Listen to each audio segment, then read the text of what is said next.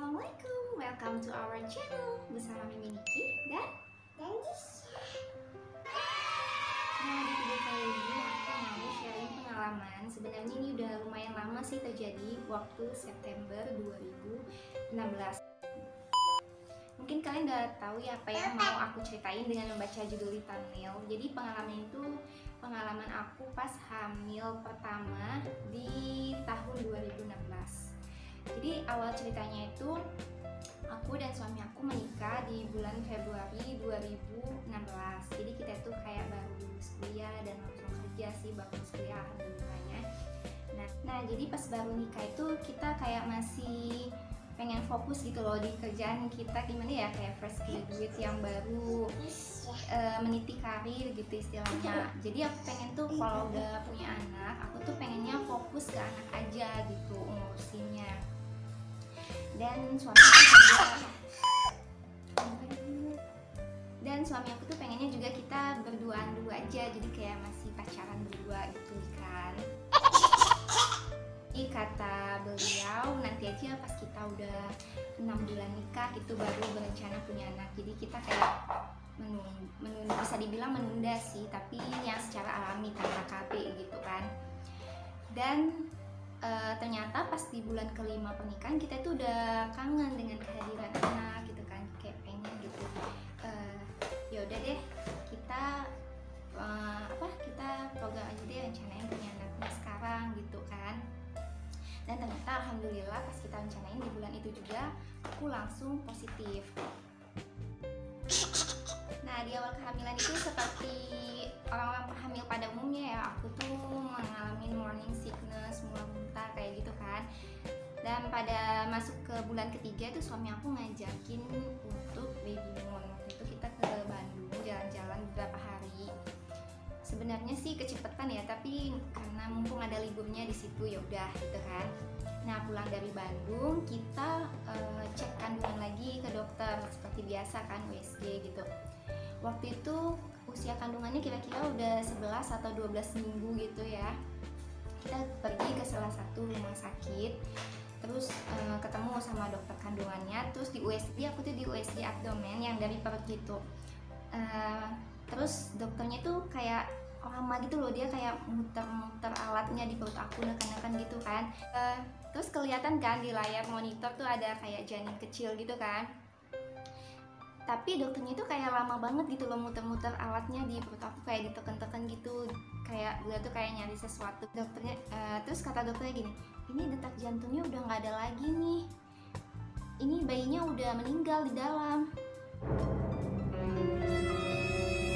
Aku kaget banget dong diomongin kayak gitu tiba-tiba. Terus kata dokternya lagi, ini ukurannya juga nggak sesuai. Kalau dari HPHT hari pertama hari terakhir ini tuh harusnya udah 11 atau 12 minggu, tapi ini ukurannya baru 6 minggu kata dokternya gitu kan. Terus kata suami aku gini, maksudnya apa ya dok, tapi istri saya nggak pernah ada flek-flek atau pendarahan kok gitu kan. Suami aku belum bisa nerima dong omongan dokternya tiba-tiba gitu.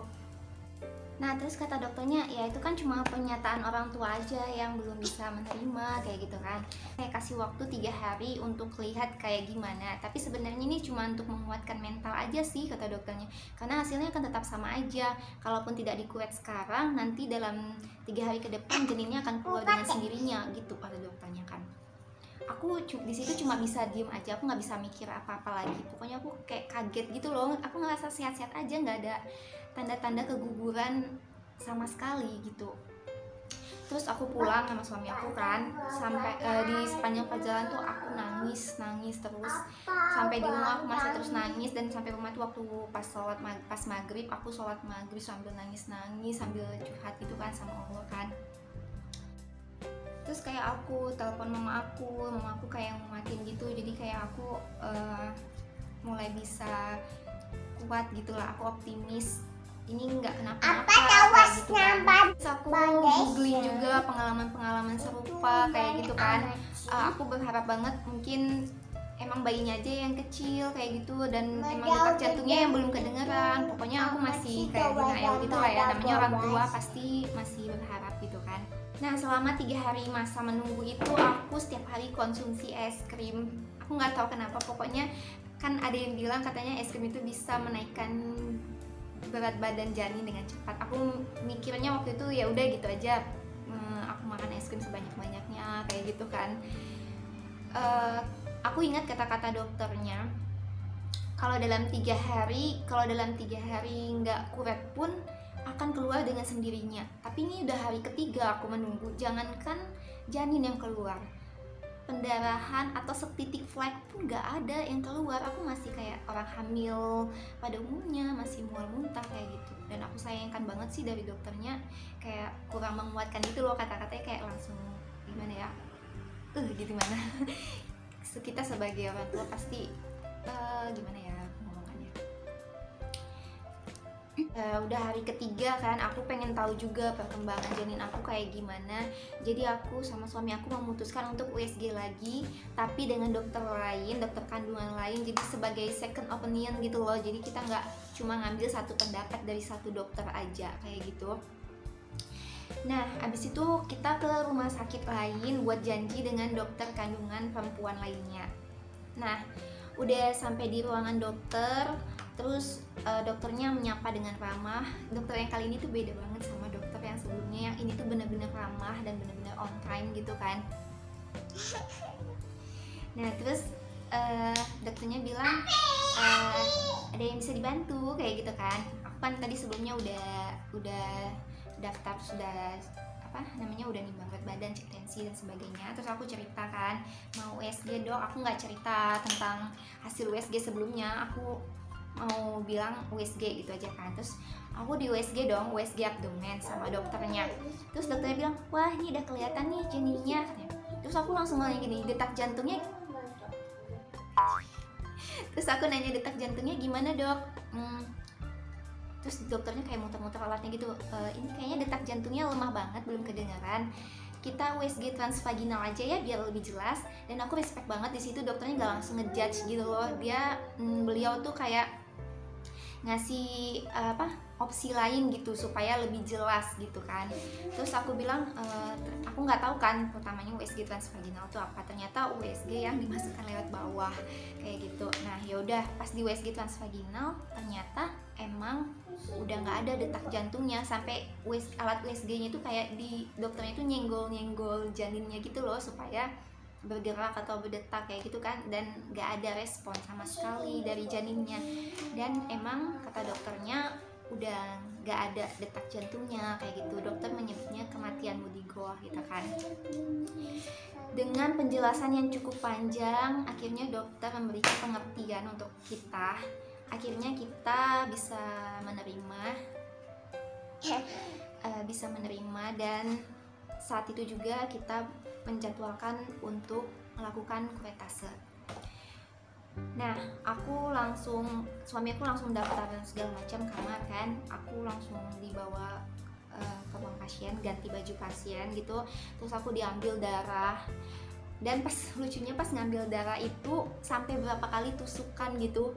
Susternya nggak nemu pembuluh darah aku, sampai kata susternya gini, Bu, pembuluh darahnya kecil banget, Ibu nggak pernah kerja ya? Terus abis itu akhirnya setelah drama mengambil darah, akhirnya berhasil diambil 3 ampul untuk dicek lab gitu kan.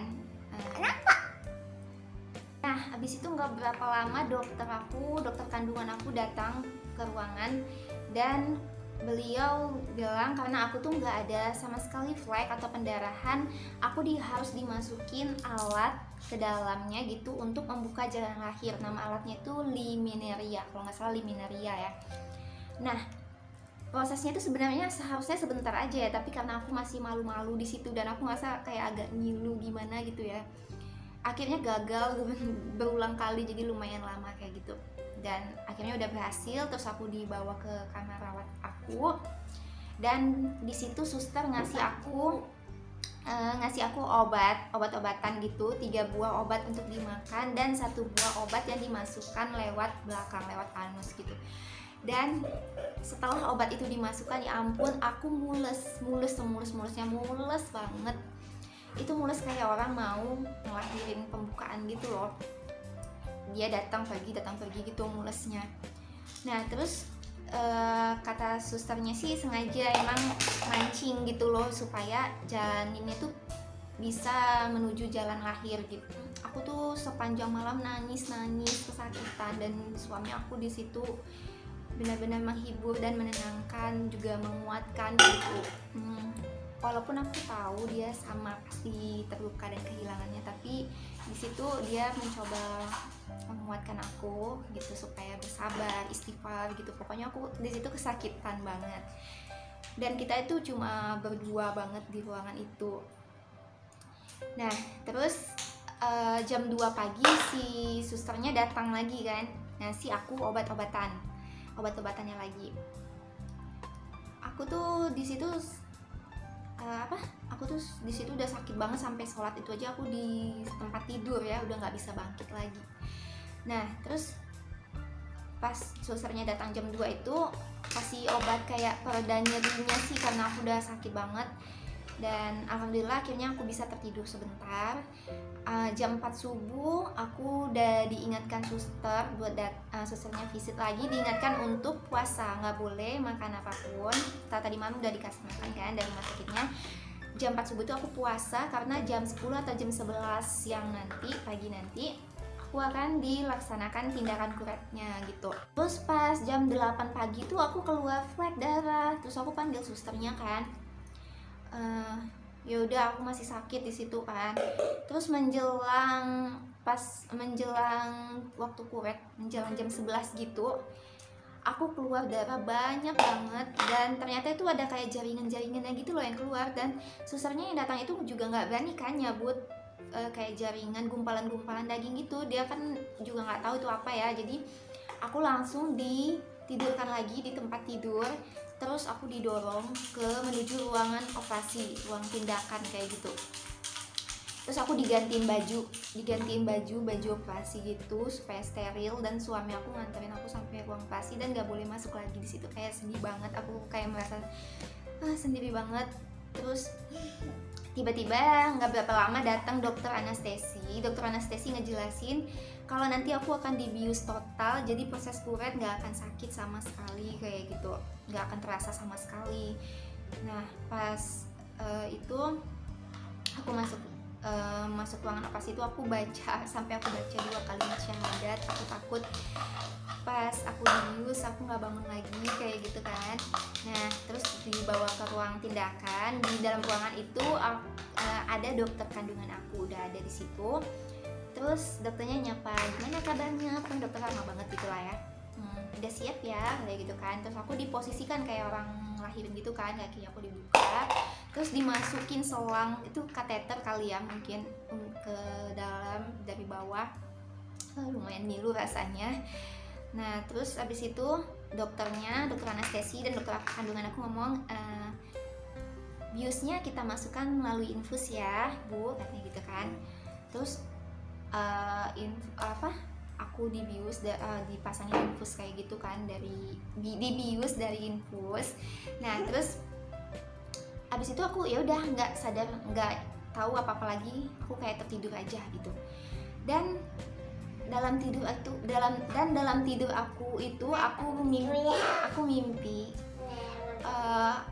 ada bayi laki-laki gitu kan, bayi laki-laki. Terus dia dada-dada gitu, ngelambain tangannya sama aku dan suami aku kayak dada gitu. Aku ngerti, ya ampun itu kamu nak gitu kan. Apa karena aku pikiran aja kali ya gitu kan, sampai ke bawah mimpi pas aku itu lagi proses kuret ya, aku lagi dibius total. Dan tiba-tiba ada yang nepuk-nepuk pundak, nepuk-nepuk tangan aku, ibu bangun ibu. Itu kayak cuma sebentar aja loh, aku kayak cuma tidur sebentar gitu aja.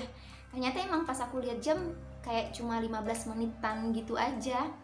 Dan ternyata aku kebangun, aku lagi di ruang pemulihan, bukan di ruang operasi lagi. Dan tubuh aku tuh penuh banget sama alat-alat medis. Itu aku kayak gitu, tubuh aku dipenuhi alat-alat medis. Ada CTG ya namanya, alat yang buat detak jantung gitu. Terus di badan aku tuh penuh kayak selang-selang, aku nggak ngerti buat apa. Terus ada alat tensi otomatis di tangan yang nggak berhenti setiap berapa menit, terus ada jarum infus, terus ada selang oksigen segala macam. Aku kayak ngerasa kayak sakit kritis aja nih kayak gini gitu kan. Ya udahlah ya. Nah terus susternya di situ kayak kayak nanya aku, memastikan kesadarannya udah kembali atau belum. Dia nanya, ibu namanya siapa? Terus aku jawab Niki. Abis operasi apa tadi bu? Terus aku bilang kuretase. Kenapa dikuret? Kata dokter bayinya udah nggak ada detak jantung. Aku bilang gitu kan. Ibu masih pusing, ibu masih ngantuk katanya. Ibu masih ngantuk? Enggak, aku bilang gitu kan. Kepala aku masih agak sedikit kelingan sih. Di situ aku cuma mikir, aku pengen ketemu suami aku gitu. Ternyata suami aku di luar dikasih janin aku yang udah dikeluarkan tadi. Aku bahkan nggak pernah ngeliat janin aku, nggak pernah ngeliat gitu. Tapi aku udah jatuh cinta banget sama dia walaupun aku belum pernah ketemu. Di situ suami aku dikasih janin aku. Terus suami aku pulang ke rumah beli kain kafan sedikit untuk menguburkan janin aku di rumah. Belum ada sholat jenazah sih karena belum ditiupkan ruhannya, belum 4 bulan. Nah terus ya sebelumnya dokter ngasih tahu penjelasan kalau nggak ada alasan yang pasti kenapa keguguran itu nggak bisa diketahui secara pasti. Bisa karena banyak macamnya, bisa karena kelainan kromosom, bisa karena virus dan segala macamnya. Kalau mau pasti janinnya itu diotopsi gitu, tapi aku rasa nggak perlu lah ya. Nah di situ keluarga aku kan jauh ya dari keluarga. Di situ keluarga aku kayak nelfon nguatin kan, katanya insya Allah jadi tabungan di akhirat kelak gitu, positive thinking ya sama Allah, jangan sedih kayak gitu kan. Nah terus aku insya Allah udah bisa nerima. Terus pas udah selesai kuret itu, kata dokternya nanti kalau udah darahnya udah selesai keluarnya, nifasnya, balik lagi kontrol ke dokter ya kayak gitu. Terus aku sama suami dikasih rujukan juga untuk tes lab kayak tes torch untuk mengetahui apakah karena virus gitu kan, tes ACA juga apa karena pengentalan darah. Terus dari pihak suami untuk tes sperma untuk mengetahui kualitas spermanya gitu, apakah karena kelainan kromosom dan sebagainya gitu. Nah ya udah, habis itu pas dokternya bilang sebaiknya ditunda dulu ya kehamilannya, minimal 3 kali haid gitu, 3 kali bersih supaya rahimnya kuat gitu. Jadi minimal 3 bulan gitu. Dokternya nyaranin untuk kalau mau hamil lagi gitu kan. Terus kata dokternya sabar, masih muda ini, masih bisa punya anak 10 kayak gitu, kayak nguatin gitulah ya.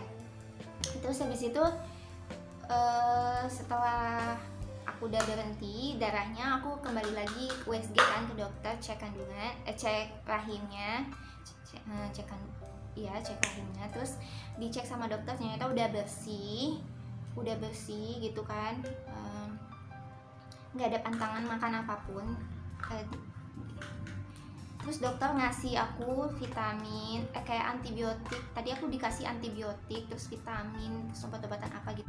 Oh ya aku lupa, pas masa-masa aku kesakitan banget di ruang rawat aku karena pas malam hari itu suamiku tuh kayak nguatin banget, kayak dia bilang dia yang sabar ya, dia pengen apa, pengen jalan-jalan ke Jepang ya kayak gitu, terus pengen dekor rumah ya, nanti kita belanja yang banyak ya gitu, pokoknya kayak buat aku bahagia aja gitu lah. Terus nah setelah pasca kuret itu aku benar-benar kayak mempersiapkan diri aku untuk kehamilan selanjutnya. Pertama sekali yang aku lakukan tipsnya itu adalah menyehatkan mental aku dulu. Jadi nggak cuma fisik kita tapi mental kita gitu kan. Aku terus terang setelah kuret itu kayak ngerasa bersalah banget, kayak feeling guilty banget, kayak apa aku nggak bisa jadi ibu yang baik, pasti gitulah ya, manusiawi kan. Dan aku berusaha untuk nyembuhin mental psikis aku dulu gitu kan, dengan cara kayak melakukan hal-hal yang aku sukai gitu, terus jalan-jalan juga sama suami kayak gitu. Pokoknya bener-bener aku ngejaga mental aku banget, jauhin toxic people yang cuma bisa kayak nanya dan nyalahin doang gitu kan. Nah terus selain itu aku juga mempersiapkan fisik aku. Jadi selain makan makanan yang bergizi, aku juga mengkonsumsi asam folat. Nah jadi aku saranin banget buat setiap perempuan yang berencana untuk hamil, sebenarnya itu minimal banget 6 bulan sebelum kehamilan perempuan itu udah mengkonsumsi asam folat supaya untuk mempersiapkan rahimnya kan. Jadi kita tahu nih asam folat itu sangat bermanfaat banget untuk janin kita nanti, untuk pembentukan tulang belakang, otak dan sebagainya gitu kan. Nah di situ aku konsumsi asam folat, suplemennya, tapi aku juga dari makanannya langsung kayak makan sayur-sayuran hijau yang kaya akan asam folat gitu kan. Waktu itu aku konsumsi suplemennya kalau nggak salah Polavit ya sebelum hamil, dan kalau udah setelah hamil tuh aku ganti jadi Polanil Genio. Dan aku juga konsumsi vitamin E. Vitamin E itu bagus banget buat kesuburan. Emang waktu setelah habis kuliah itu aku diresepin vitamin E sama dokter aku diresepin Santa E waktu itu. Tapi setelah habis aku beli sendiri di apotek tanpa resep dokter, aku minumnya Nourish E waktu itu kan. Dan aku juga rajin minum sari kurma. Terus apalagi ya? Nah selain fisik tadi, aku juga membekali diriku dengan ilmu. Kayak gimana ya, aku mulai belajar banyak tentang ilmu parenting. Aku suka baca buku parenting. Pokoknya kayak aku nggak cuma berdoa gitu loh, kita ikhtiar meyakinkan Allah gitu kan. Kalau kita minta sesuatu sama orang itu pasti kita kan harus meyakinkan orang itu kan. Nah apalagi kita minta sama Allah, kayak kita meyakinkan ya Allah aku udah siap nih, kayak gitu kan pastinya. Jadi aku pengen belajar tentang parenting, kayak aku matengin dulu ilmu aku loh, nggak cuma fisik aku. Kalau aku bilang aku harus nyakinin kalau aku tuh udah siap jadi ibu kayak gitu kan. Yang paling penting jangan lupa untuk berdoa. Dan Allah memiliki Asmaul Husna, nama-nama yang terbaik, maka bermohonlah kepadanya dengan menyebut Asmaul Husna itu, dan tinggalkanlah orang-orang yang menyalahartikan nama-namanya. Mereka kelak mendapat balasan terhadap apa yang telah mereka kerjakan. Quran Surat Al-A'raf 180.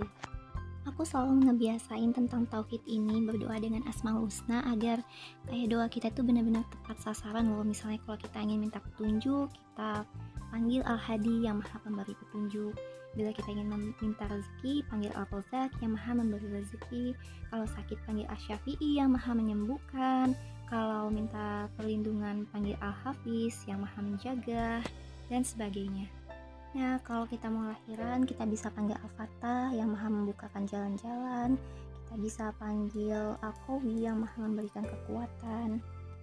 Itulah kenapa kita harus benar-benar mengenal Allah, mengenal nama-namanya sesuai dengan pekerjaannya. Jadi ilmu tauhid itu yang nomor 1. Nah, dalam bermohon meminta keturunan, kita bisa panggil Al-Waris, yaitu yang maha pemberi waris. Kita juga bisa panggil Al-Wahhab yang maha pemberi. Dan kita juga bisa minta kepada Ar-Razak yang maha memberikan rezeki. Lihatlah bagaimana Nabi Zakaria berdoa dalam Quran Surat Al-Anbiya ayat 89. Di situ beliau berdoa dengan penuh tata krama, menyebut Asmaul Husna seperti yang Allah perintahkan, yaitu Rabbi la tazarni fardan wa anta khairul warithin. Di situ ada Asmaul Husna Ar-Rad dan Al-Waris. Dan masih doa Nabi Zakaria, lagi-lagi beliau menyematkan Asmaul Husna Ar-Rad dan As-Sami' dalam doanya.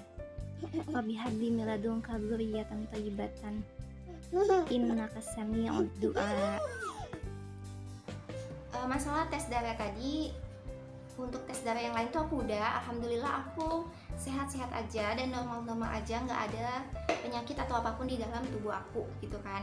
Tapi untuk tes torch dan acanya aku belum sempat tes ke lab untuk itu, karena waktu itu aku pengen mikirin itu dulu, pengen nyihatin pikiran aku dulu gitu kan. Dan pas belum sempat tes itu, aku ternyata udah hamil lagi di bulan keempat pasca kuret itu. Aku ngerasa kayak udah siap banget mental, fisik dan segala macamnya aku ngerasa udah siap banget. Terus kita berencana suami, kayaknya ini waktu yang tepat untuk kita kembali merencanakan untuk punya anak gitu kan. Dan alhamdulillah saat kita rencanakan di bulan itu juga Allah langsung kasih kepercayaan lagi, aku kembali hamil untuk kedua kalinya. Dan alhamdulillah kehamilan aku sehat banget, bayinya lincah banget. Dan pada tanggal 17 Oktober 2017 aku melahirkan anak pertama aku, perempuan, secara normal dengan berat 3,1 kilo dan panjang 50 cm. Itu berat lahirnya. Tapi beratnya waktu pulang dari rumah sakit jadi 3,8, naik. Padahal kata dokter anak sih biasanya bayi yang baru lahir tuh beratnya turun, ya ini malah naik. Alhamdulillahnya banget ya.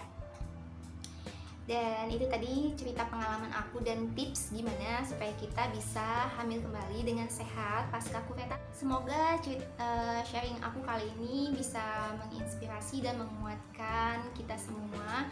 Bagi yang mungkin punya pengalaman yang sama seperti aku, dan bagi yang mungkin sedang menunggu buah hati, bersabarlah karena semuanya akan ada waktunya gitu. Dan percayalah akan indah pada waktunya. Aku waktu dulu kata-kata yang menguatkan aku itu adalah apa yang menjadi milik kita tidak akan pernah luput dari kita, dan apa yang tidak ditakdirkan untuk kita, bagaimanapun kita mengusahakannya tidak akan pernah menjadi kemilikan kepunyaan kita gitu. Ya udah, sekian aja video aku kali ini. Semoga ada hikmah yang bisa diambil. Mohon maaf juga kalau ada salah kata. Jangan lupa untuk like dan subscribe channel aku. Jangan lupa ya, donat dan cabai. Terima kasih. Assalamualaikum.